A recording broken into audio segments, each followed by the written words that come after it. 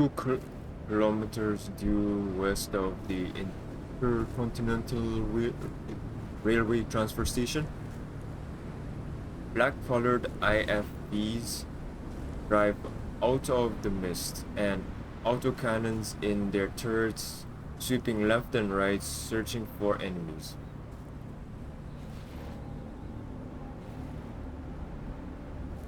There is a large pit in front of these IFVs. One of them comes to a halt about 50 meters away from the pit. After ensuring the situation is safe, its rear hatch slams to the ground.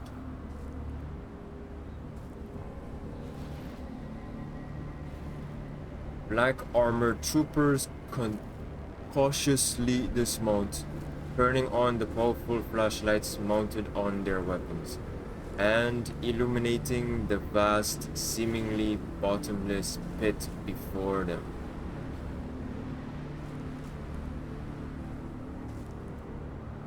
The sky starts to drizzle and the soldiers' bracelets start to turn yellow. However, the troopers ignore the rising particle density.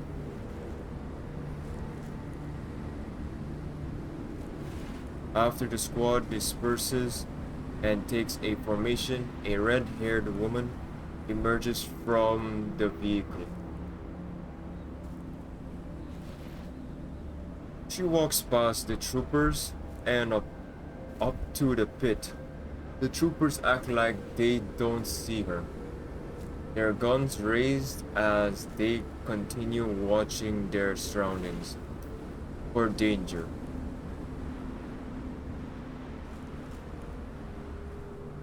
She raises a cigarette to her mouth and lights it before looking disdainfully into the pit and taking a puff. The rain unfortunately puts the cigarette out. The woman scowls, then tosses the cigarette to the ground before forcefully stomping it out.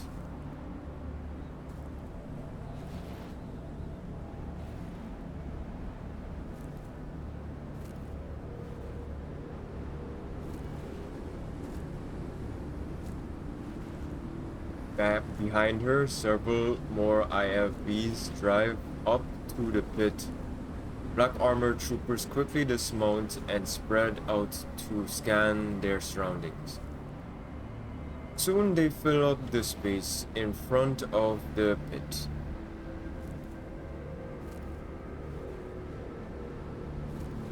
The badges on the black armored troopers proclaim them to be from Mangai Security, but their equipment and attitudes are markedly different from the average PMC grunt.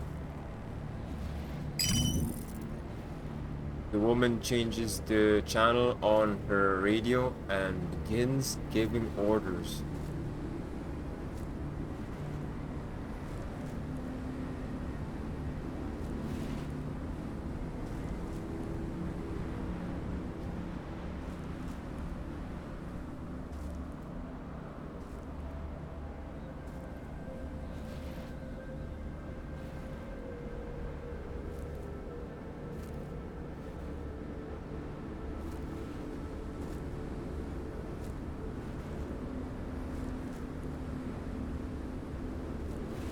She takes out another cigarette and lights it.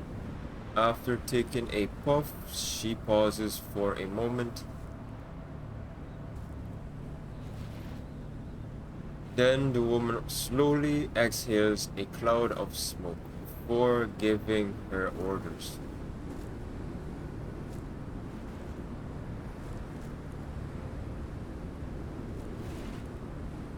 The black armored troopers are silent.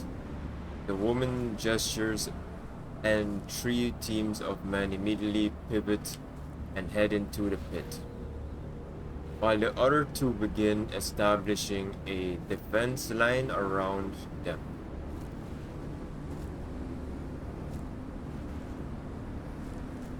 The woman continues smoking her cigarette.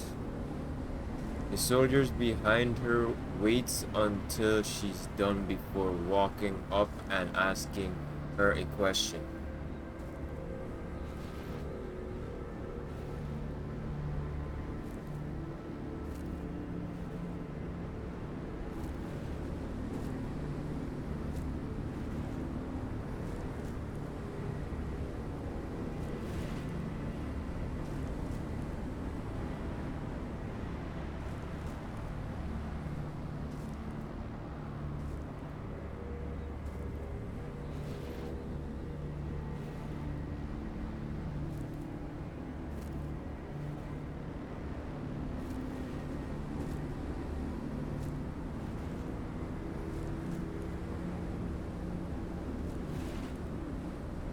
Then Tyne points at the terminal in her hand, which shows the view from a trooper's helmet camera system.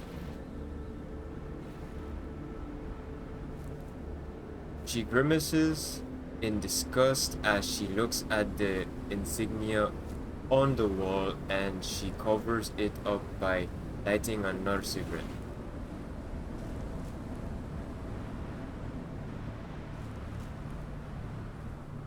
The squad leader shakes his head.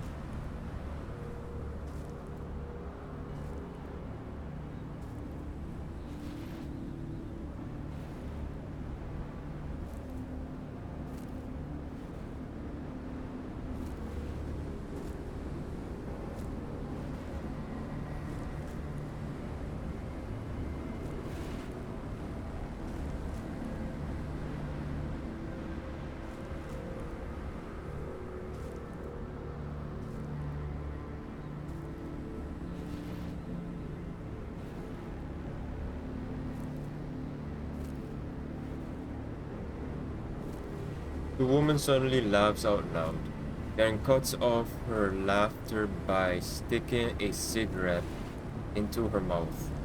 After taking a puff and getting her breathing under control again, she begins to speak.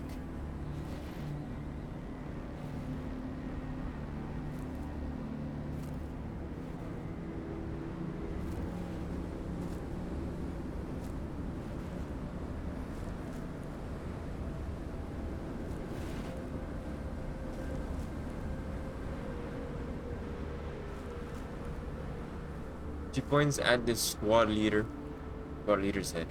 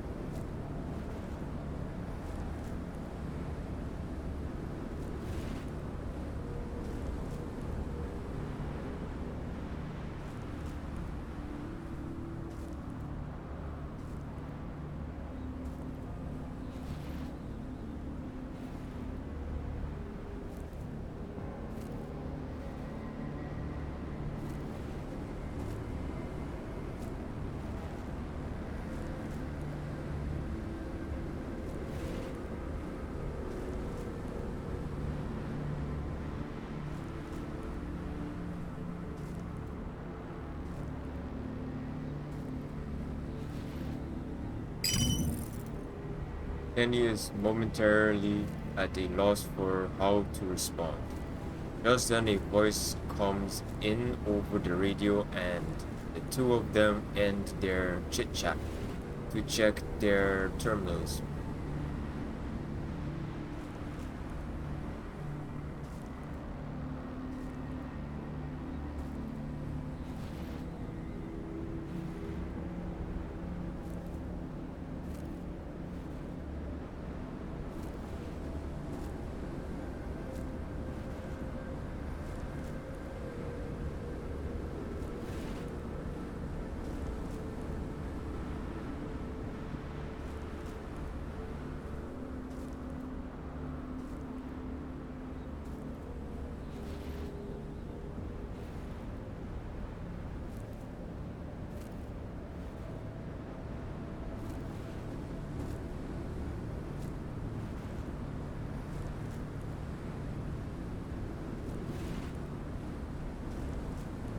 Lentine tosses the cigarette butt aside and heads for the heads for her IFV with Kenny trailing after her. Once they get inside, the monitors inside the vehicle show the positions of the combat team members who have entered the tunnels and the view from their body cameras.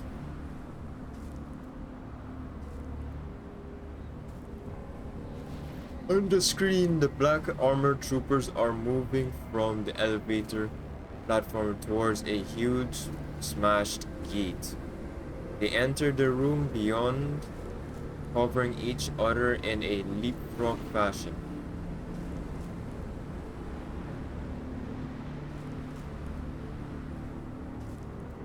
The room inside contains several dozen huge culture tanks with human bodies parts enmeshed with plant tendrils floating in the culture solution. The power source in their middle glows dimly.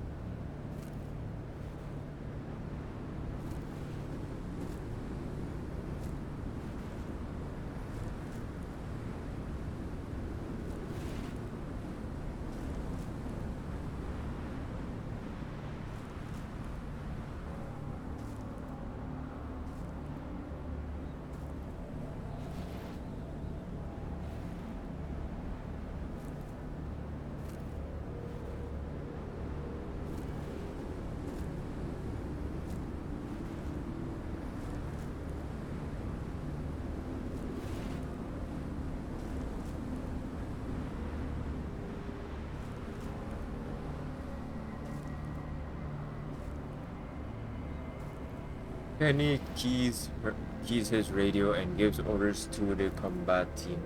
On the perimeter, Lentine's eyes are focused on the screen. The images from the camera continues moving as the troopers take plastic explosives out of their backpacks, which they plant in various corners of their room.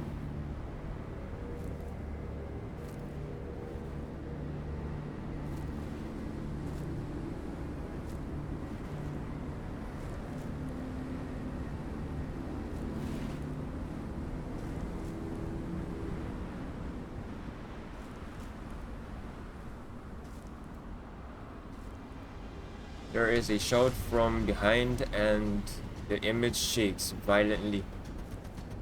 The viewpoint quickly turns to the rear, where a trooper in the back has been impaled through the forearm by a thorny plant stem from one of the culture tanks.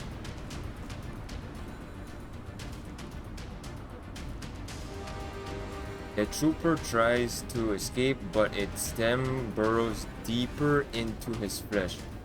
Purple liquid oozes out of the stabbed area, and the trooper's arm immediately swells up.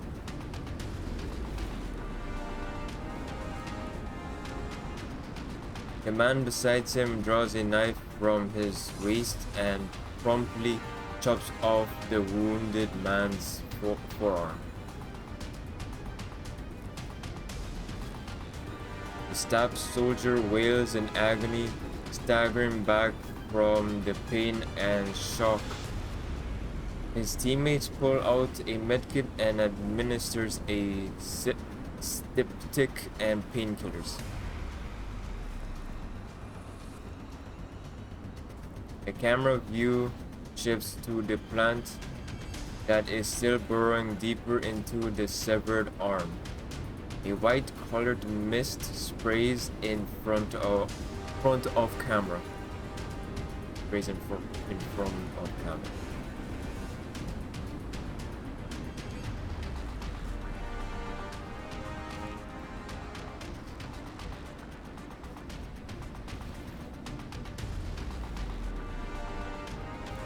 The vegetation soon freezes over, unable to bear the weight of the forearm. It falls to the ground and splinters into many pieces.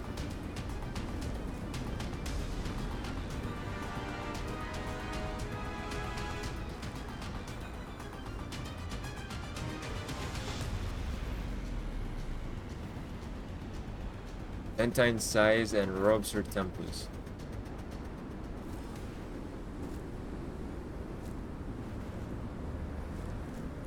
Valentine leans back into her chair and addresses Kenny in a mocking tone.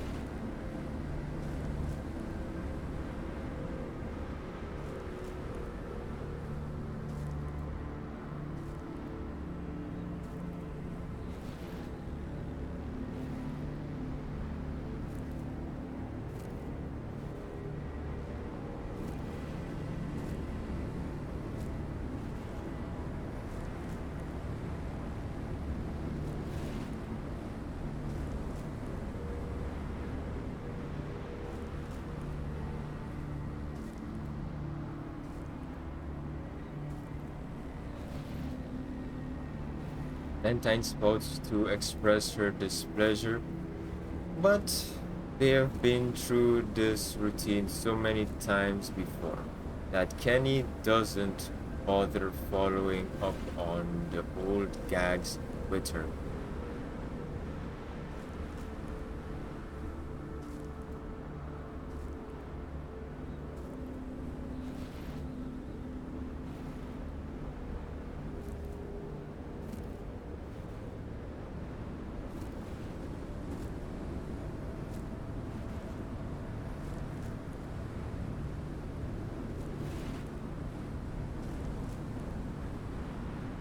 Suddenly, Valentine pulls off her earpiece. Kenny is about to speak, but she signals for him to stop.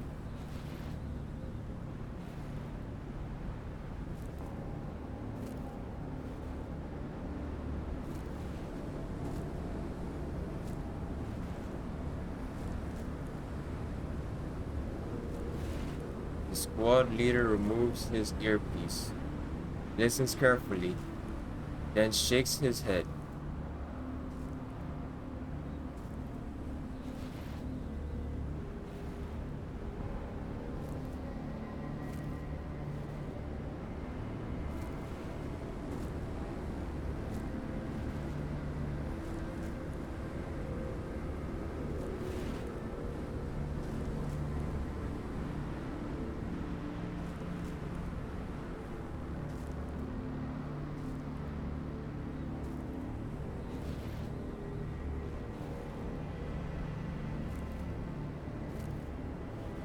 Valentine frowns and puts her earpiece back on, but she continues speaking in an unhappy tone.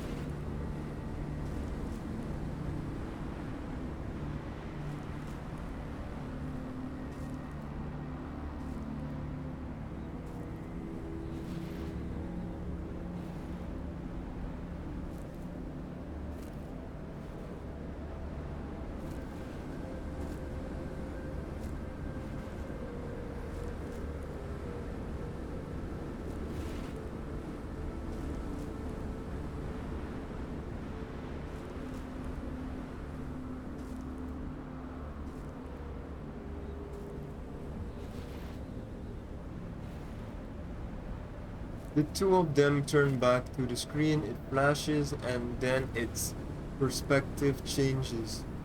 This time, the viewer is looking into the pit with a thermal imager.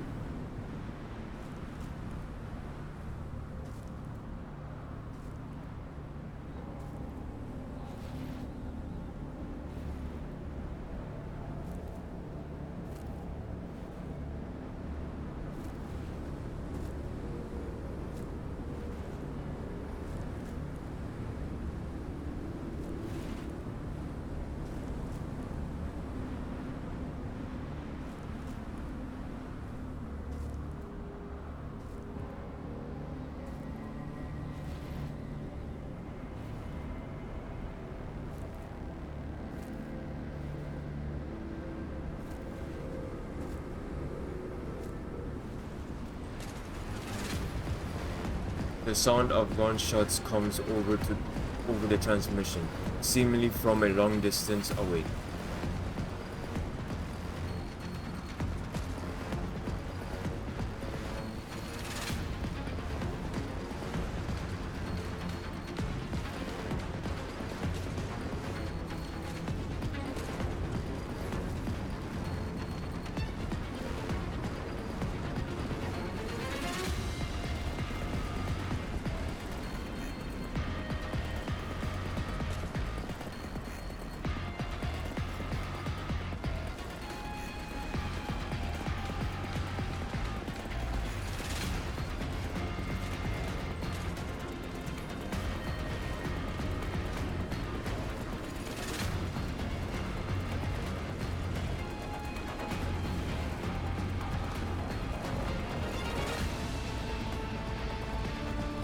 While that answer was simple enough, there was an added hint of nervousness in the man's voice.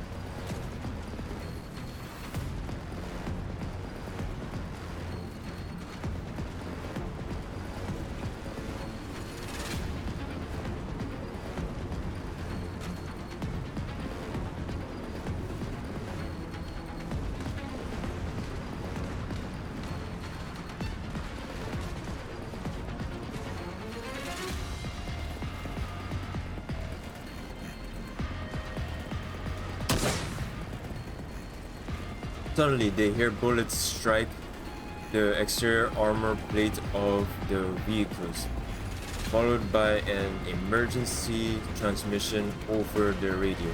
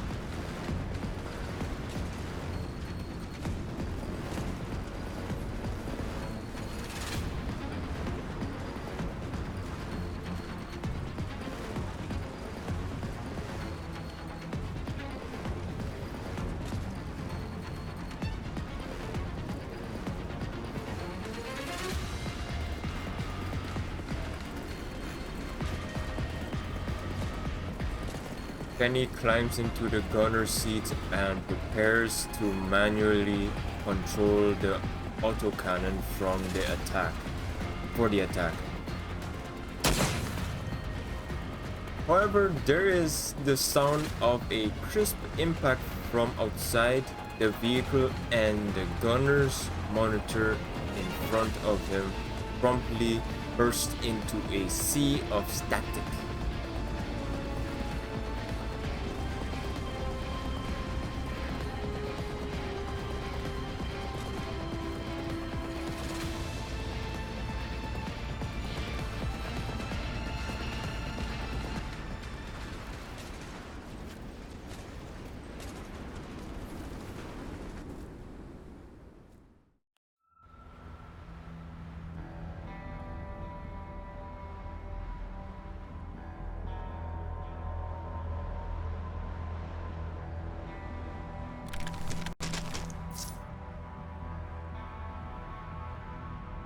I'm approaching the coordinates Miss Dandelion sent us. I see some IFBs here. They might end up being a big threat to us.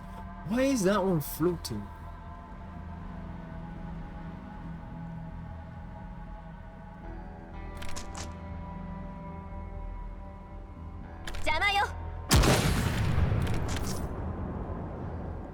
I've destroyed their optics. They shouldn't be able to do anything for the time being. Got it. Ready to break in. Yeah, give me 30 seconds and I'll be at your position ASAP. Darkry, stay inside and keep the engines running. Prepare to head out at any time. And so I won't get a chance to shine. Nope. Not unless you want some 25mm ventilation in your frame. Okay then, but don't take your time.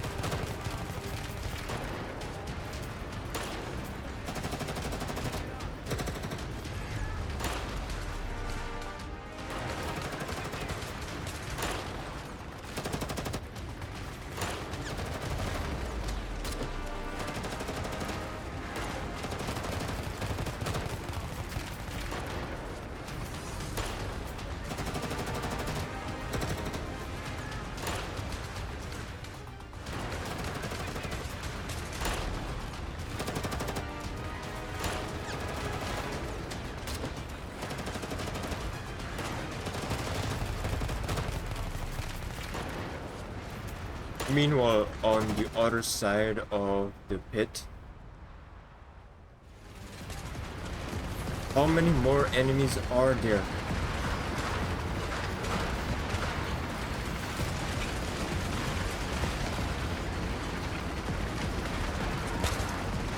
Is there another way?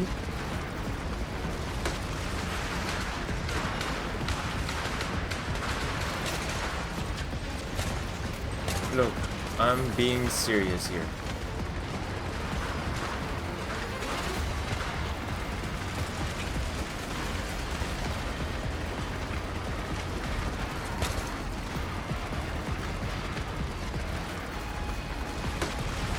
Reinforcements? Where are we getting reinforcements from? Just then I hear a familiar yet unfamiliar voice in my earpiece. The moment I do, I know that we've been tossed a lifeline.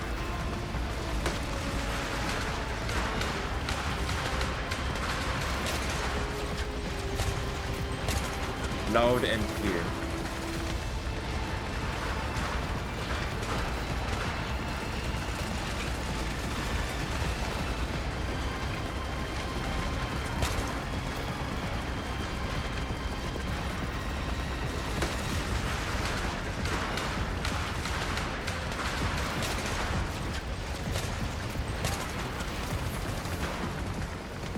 Looks like my number's not up just yet. Dandelion, give me Centaures's location.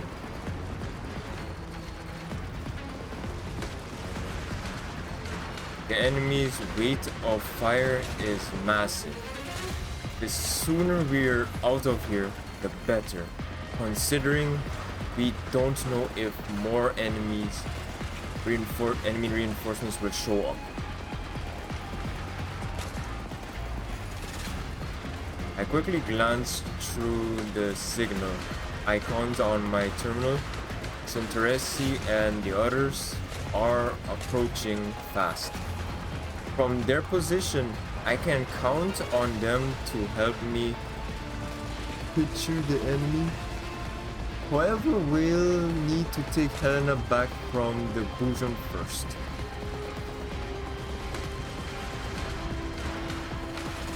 I look around. Diane is hitting the enemy with everything she's got. Colfin and the Helena she protecting are looking at me with frightened eyes. We don't have much room for error, but I am certain that even after all this time, the dolls can still work well together.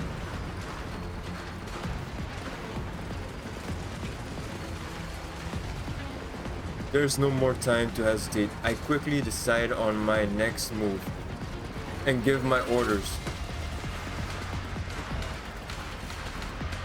Diane.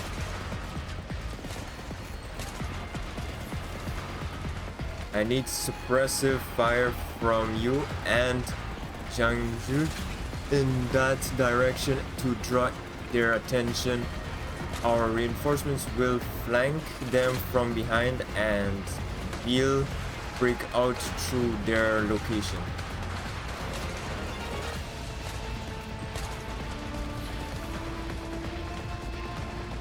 Dandelion, help compute the ideal attack route for Diane and Centauressi and send it to them.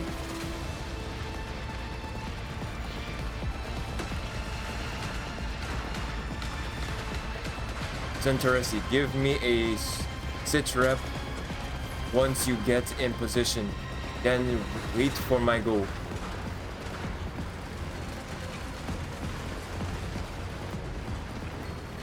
Diane, keep laying down fire. When I give the word, we'll make a break for a more open area and draw the enemy's attention.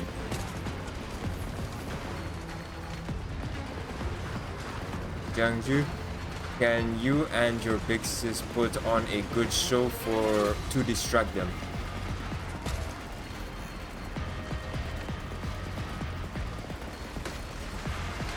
That's all I needed to hear. And who might this be?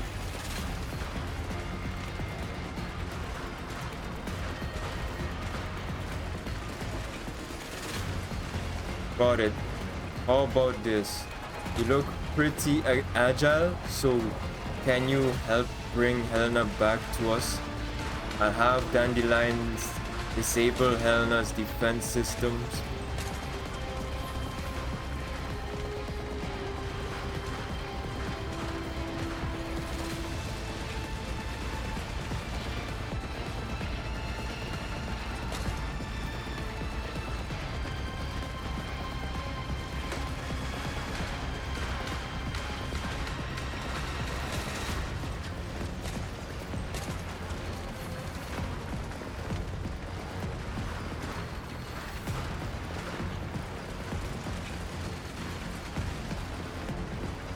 I'm glad you're willing to help out.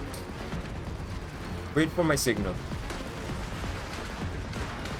I looked up at the Helena who's still floating in the air. She is watching us struggling with a look of amusement on her face.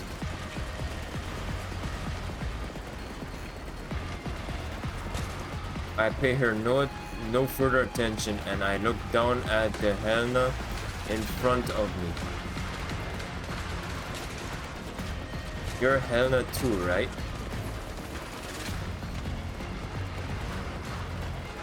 Do you want to live?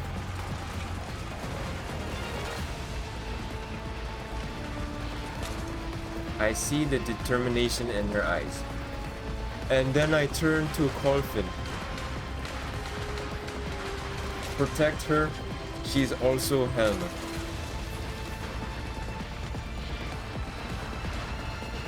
Colfin reaches down to support the Helena beside her and looks up at the airborne Helena.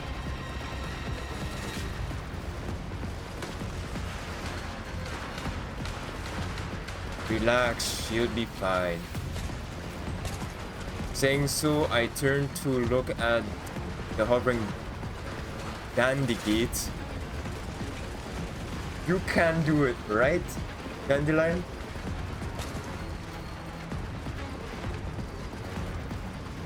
After I gave my orders, the dolls all look at me. I take a deep breath and wait for the transmission to come in.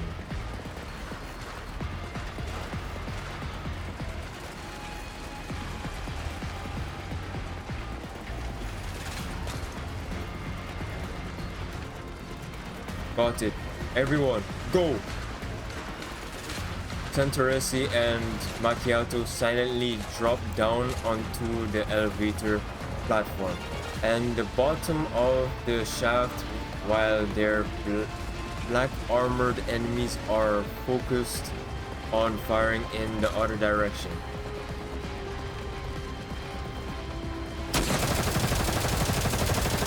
They suddenly open fire, cutting the black armored troopers down before they even know what's going on. The dolls soon take the position that the enemy once occupied and begin providing us with cover fire.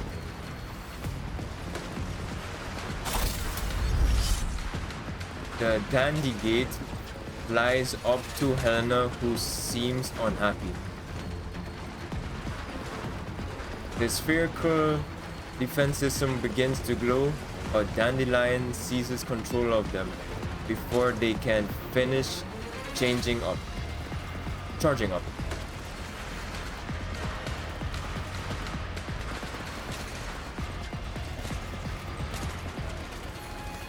Before she can finish, the three spheres glow and then revert to their box form, which includes Helena. Zahui, go now. Zahui throws out a grappling line and immediately springs towards high ground while Diane and Jiangyu rush towards Santoresi. Run. Everyone breaks into a mad dash within Santoresi's and Macchiato's, pinning them down. The enemy's volume of fire is significantly reduced.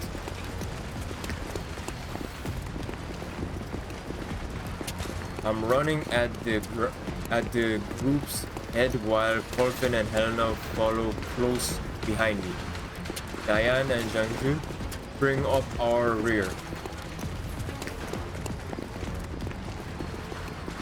As we approach Santoresi, I notice the flickering of flashlights in a tunnel off to our side.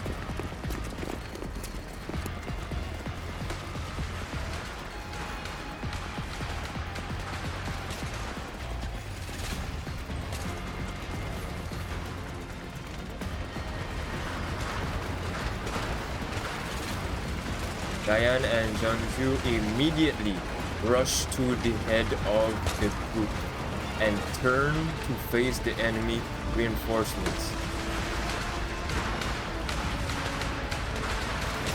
Jiangyu presses on my shoulder to get my head down while she and Diane block the bullets from the side. The dolls mount a fighting retreat away from the enemy. Dazzling flashes of light erupts as bullets splinters and fragments against their frame. But they grit their teeth and continue returning fire.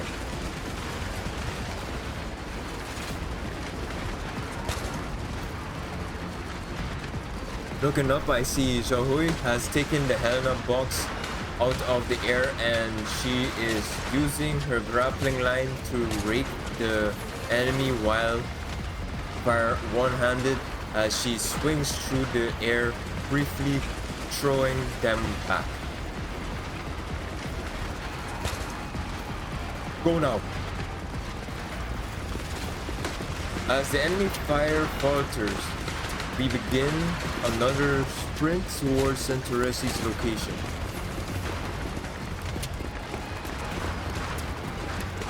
Xiaohui makes a hard landing beside us, and the Dandy Gate follows closely behind her.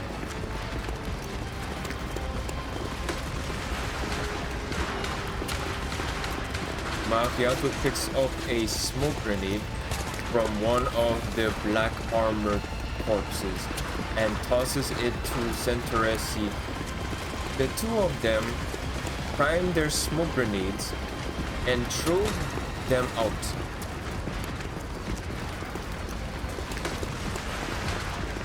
The two smoke grenades hit the ground, and clouds of white smoke obscure us.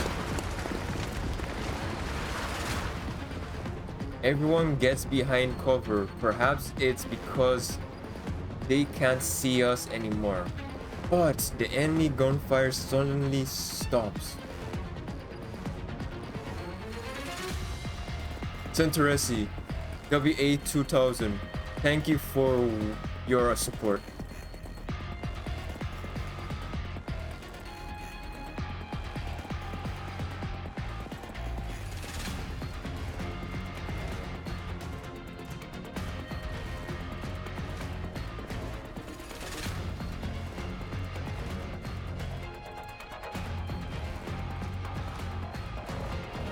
I look at the dolls. Diane's shoulder and head are damaged while Jiangju has two big holes in her thigh. Centauresi and Macchiato help them onto the platform elevator.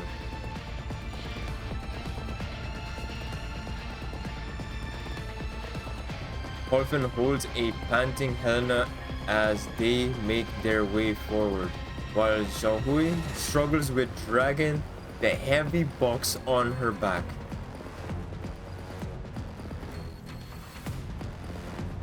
I run onto the elevator too. It groans and rumbles before slowly grinding into movement. The dolls keep their weapons pointed the way we came, but no enemies follow us.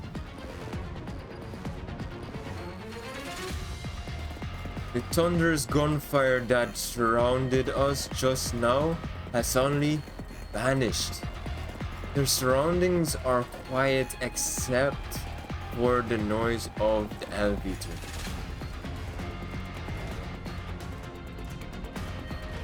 For some reason, I don't feel the joy of narrowly escaping death. On the contrary, a sense of foreboding fills my mind.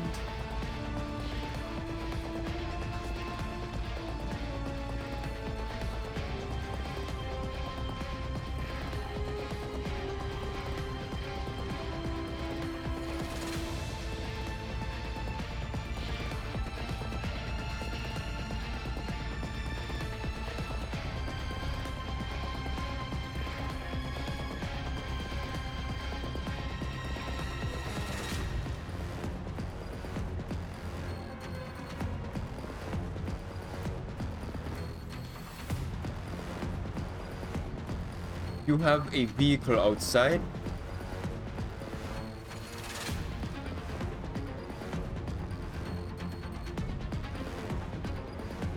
A gift?